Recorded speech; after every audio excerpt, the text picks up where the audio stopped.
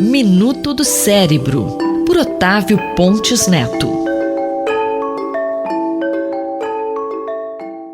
Além das preocupações específicas com a pressão alta durante a gravidez, a medicina vem encontrando problemas neurológicos tardios em mulheres que tiveram hipertensão na gestação.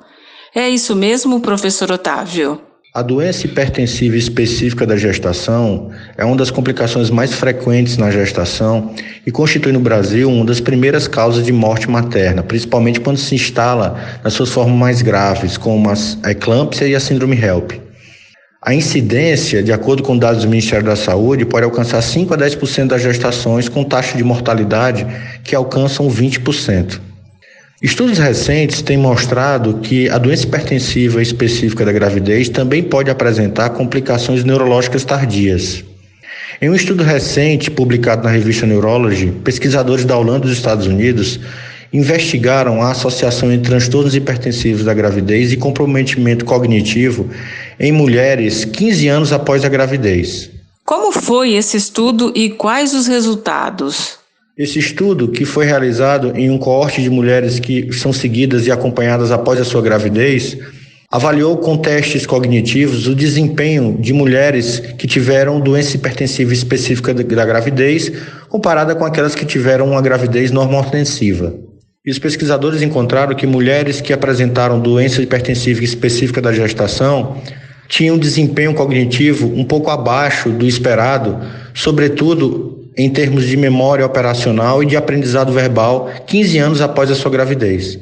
Esses achados reforçam a importância do controle adequado da pressão durante a gravidez e também do seguimento a longo prazo com mais estudos para que a gente entenda melhor as complicações mais tardias relacionadas à doença hipertensiva da gestação. Ouvimos o professor Otávio Pontes Neto, da Faculdade de Medicina da USP, em Ribeirão Preto. Rita Estela, para a Rádio USP. Minuto do Cérebro, por Otávio Pontes Neto.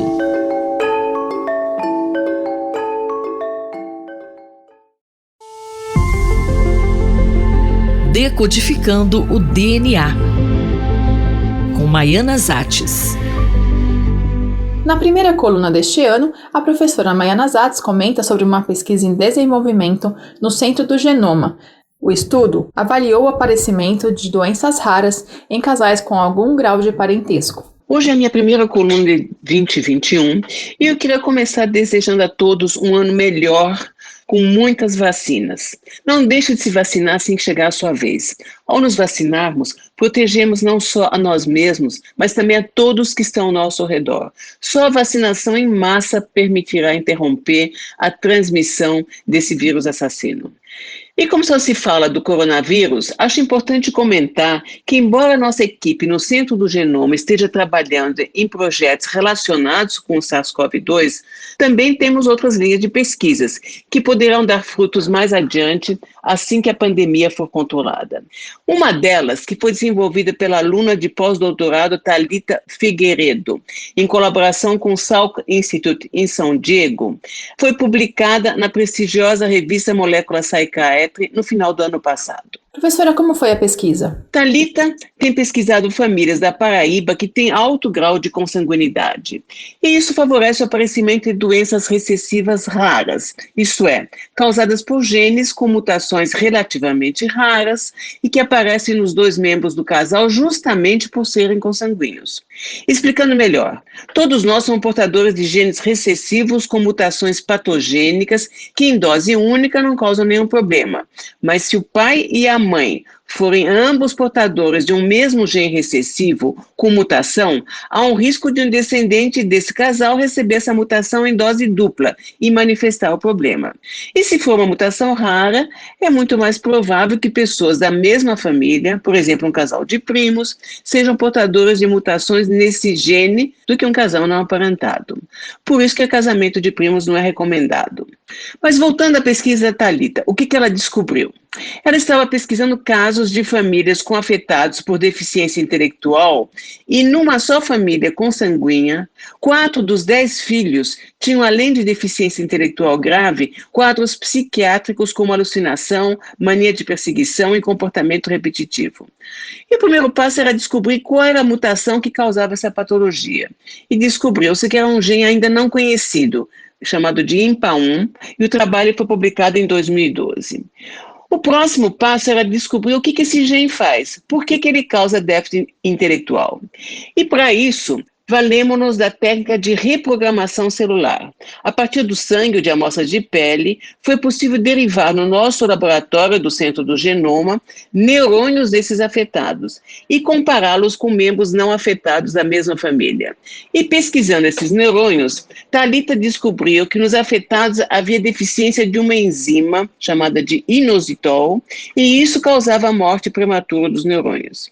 E essa observação chamou atenção, porque sabemos que o inositol é inibido pelo lítio, que é o principal medicamento usado para pacientes que têm distúrbio bipolar. O próximo passo foi investigar o que ocorria se houvesse a suplementação de inositol nas culturas de neurônios. E esse resultado também foi muito interessante.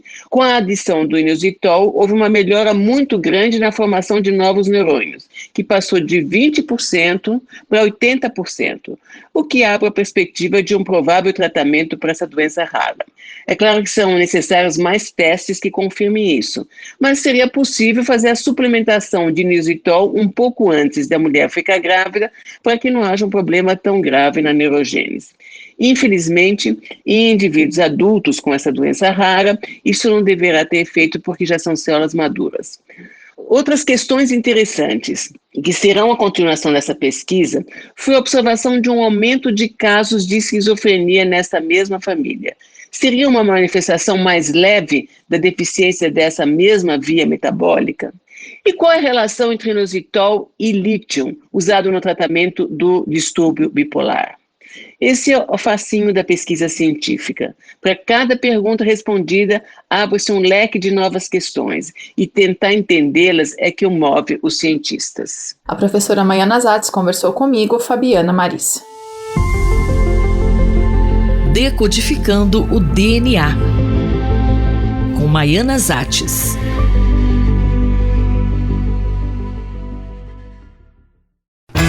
A qualidade da democracia, por José Álvaro Moisés.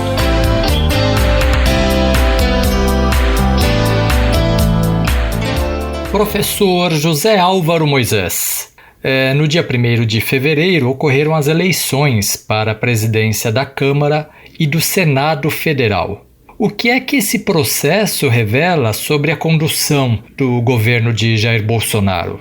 Nesse momento, o presidente Jair Bolsonaro está fazendo uma inflexão extremamente importante no seu governo. Uma inflexão que modifica completamente o perfil político com que ele foi eleito em 2018. Todos se lembrarão que em 2018 o presidente, na sua campanha, fez críticas extremamente pesadas ao que foi designado como uma velha política e, ao mesmo tempo, condenou de maneira muito intensa o que se chamou os acordos fisiológicos feitos entre partidos para assegurar a governabilidade. Bolsonaro estava contra tudo isso e, de certa maneira, se conectou a segmentos do eleitorado brasileiro que também tinham a mesma crítica. Isso levou à sua vitória. No entanto, a tradução da inflexão que está sendo feita pelo presidente nesse momento é o seu acordo precisamente com os partidos do chamado Centrão. Aliás, esse acordo nos últimos dias, deu uma vitória extremamente importante a Bolsonaro com a eleição do deputado Arthur Lira para presidente da Câmara e do senador Rodrigo Pacheco para presidente do Senado. Ambos foram apoiados por Bolsonaro, ambos são, no certo sentido, governistas,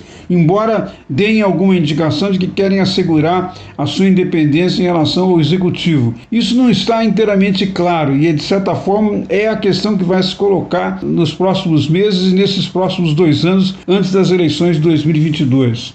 Um aspecto importante para compreender isso, num certo sentido, é entender o contexto político em que ocorreu a mudança que Bolsonaro está fazendo. É preciso levar em conta que chegamos na crise da pandemia a um resultado extremamente preocupante, com mais de 230 mil vítimas. É um número muito alto e que só pode ser comparado a resultados de mortes provocadas em guerras, revoluções ou conflitos internos de países. Ao mesmo tempo, houve nessas últimas semanas um agravamento muito difícil, muito complicado da situação, precisamente em cidades como Manaus e Belém, levando aqui pacientes que não puderam ser atendidos e ter um atendimento devido ao oxigênio necessário para a sua saúde, que acabaram morrendo. Em terceiro lugar, é preciso ter em conta que a Procuradoria-Geral da República, pela primeira vez depois de muita pressão, resolveu pedir a investigação contra o ministro da Saúde, Eduardo Pazuello, levando em consideração possíveis omissões que o governo tenha tido no caso da crise do oxigênio em Manaus. Mas também o próprio presidente da República está sendo levado a investigações pela Procuradoria-Geral da República, embora sejam investigações preliminares, mas que são destinadas a verificar se há indícios de que o presidente Jair Bolsonaro cometeu práticas delitivas na atuação do seu governo no combate à pandemia do Covid-19. Todas essas circunstâncias se somam ao fato de que também nos últimos meses e semanas está havendo quedas importantes de popularidade do presidente, segundo várias pesquisas realizadas no país. Ao mesmo tempo em que há a queda da popularidade, há o aumento, um crescimento da rejeição do seu governo, do seu modo de governar. Isso indica que, num certo sentido, o sentido da mudança que Bolsonaro está fazendo, além de obter apoio para os seus projetos, é possivelmente a formação de um bloqueio contra as possibilidades de abertura de processos de impeachment que estejam baseados na denúncia de crimes de responsabilidade. Professor, e o presidente Bolsonaro está numa situação confortável? Nada disso que está dito antes garante que o presidente não terá problemas daqui para frente. Isso precisamente por causa da natureza dos partidos que formam o Centrão. Esses partidos e o próprio Centrão não estão posicionados em relação a uma posição, digamos assim, de centro que leve em conta políticas públicas que incorporem tanto dimensões sociais como dimensões, por exemplo, de recuperação da economia. Na verdade, o móvel principal do Centrão é a conquista de benefícios, de posições, de cargos, e é em relação a isso que ele se move. O que significa que, portanto, se o presidente não tiver capacidade de oferecer todas essas condições, tais como exigidas, vai sofrer pressão do grupo que nesse momento parece estar apoiando o presidente. Todos esses aspectos afetam muito o funcionamento da autonomia e da independência do parlamento, por um lado, e ao mesmo tempo condicionam o modo como o presidente da República busca a governabilidade. Muitas vezes esses modos são aqueles que questionam a natureza do funcionamento da democracia, como é o caso, por exemplo, das funções de fiscalização e controle que cabe ao parlamento realizar em relação ao executivo. Convidamos todos os ouvintes a voltarem a frequentar a coluna na próxima semana. Eu sou o Gustavo Xavier e conversei com o professor José Álvaro Moisés. A qualidade da democracia, por José Álvaro Moisés. Doutor Bartô e os Doutores da Saúde, com João Paulo Lotufo. Doutor João Paulo Lotufo, que história o senhor vai nos contar hoje? Parece que tudo começou com a maconha, é isso? Vocês sabem que o programa do Dr. Bartô é um programa de prevenção de drogas e a gente tem dentro do CODAD, que é o Centro de Orientação e Dissuasão de Uso de Álcool e Drogas, o nosso ambulatório antitabágico. Essa semana eu atendi uma senhora chamada Anne Monteiro e fiz uma entrevista com ela que vai estar no site do Dr. Bartô, mas eu quero contar aqui o que ela falou. Na verdade, ela já tinha parado de fumar e teve uma recaída quando percebeu aí que seu filho estava no caminho das drogas. Ela me disse que o filho é um dependente químico e que ele começou a fumar maconha com 15 para 16 anos e com 25 anos já estava na pedra. Ela falou que já tentou tratamento no CAPS, ele já foi internado várias vezes e agora vive na Missão Belém junto com o padre porque ela não tem condições de pagar um lugar para ele ficar. Lá com o padre ele fica bem, mas quando sai de lá enlouquece e volta para as drogas. Eu perguntei a ela como é que a senhora percebeu que ele usava drogas. E ela me respondeu: Enquanto ele fumava maconha e usava cocaína, ele nunca mexeu nas nossas coisas. Ele fumava escondido, mas não dava trabalho, a gente sabia. Ele era uma pessoa normal. Quando ele passou para a pedra, aí ele começou a assumir as coisas de dentro de casa. Começou a ficar 2 a 3 dias na rua, coisa que ele não fazia. Aí descobrimos que ele já estava na pedra. Eu perguntei o que ele levou da senhora e ela me respondeu: dessa última vez, o que ele levou foi a minha aliança de casamento. Era o que tinha sobrado para mim, a minha aliança de casamento. Doutor Lotufo, e dá para saber onde começou tudo isso? Foi na maconha mesmo? Perguntei à dona Anne como é que isso começou, como é que ela descobriu que isso começou, e ela me respondeu: isso começou lá para trás com a maconha, com a turma da escola, de brincadeira, e terminou nisso tudo. Eu ainda perguntei o que a senhora teria para dizer para mães de jovens que hoje em dia têm filhos nessa faixa etária de 15 a 16 anos. E ela me respondeu: as mães têm que prestar muita atenção. Eu vejo mães falarem que hoje em dia a maconha é uma droga normal. Não é verdade. Não deixe eles começarem, porque a maconha é a porta para as outras drogas. Veja a situação de meu filho agora, onde ele não pode sair ali da Missão Belém, porque senão ele volta para as drogas.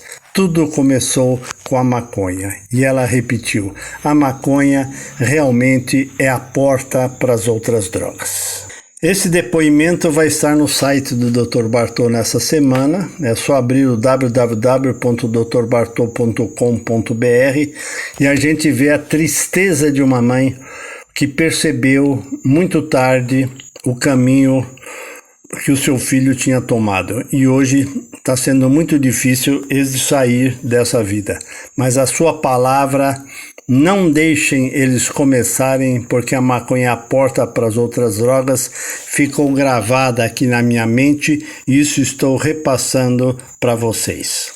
Um grande abraço a todos e assista esse vídeo que vale a pena. Eu sou Sandra Capomatto, você ouviu o Dr. João Paulo Lotufo, pediatra da Universidade de São Paulo, responsável pelo projeto Dr. Bartô. Dr. Bartô e os Doutores da Saúde, com João Paulo Lotufo.